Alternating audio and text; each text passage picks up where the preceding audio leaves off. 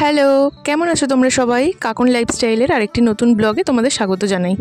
তো তোমরা হয়তো ভাবছো এখন আমরা কোথায় যাচ্ছি। তো চলো তোমাদের বলি আমরা কোথায় যাচ্ছি। এখন আমরা যাচ্ছি পুজো দিতে সেবকেশ্বরী কালীবাড়ি। তোমরা হয়তো অনেকেই বলতে পারো যে পুজো দিতে যাচ্ছ অথচ শাড়ি কেন পরিনি। শাড়ি পরিনি তার কারণ হলো একেতে শীতকাল, তারপর অনেকটাই রাস্তা, খুবই অসুবিধা হতো, তাই জন্য শাড়ি পরিনি।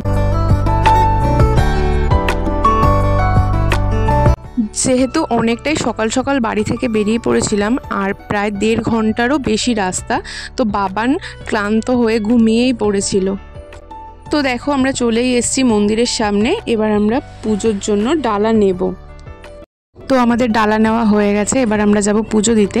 আর মন্দিরের ভিতরে যেহেতু ক্যামেরা এলাও না, তো সেই জন্য কোনো রকম ফটো ভিডিও তোমাদের সাথে শেয়ার করতে পারলাম না। পুজো শেষে এবার আমাদের বাড়ি ফেরার পালা, যদিও বা অনেকটাই লেট হয়ে গেছিলো বাড়ি ফিরতে ফিরতে। আজকের এই ব্লগটা এই পর্যন্তই, দেখা হচ্ছে নেক্সট একটি ব্লগে।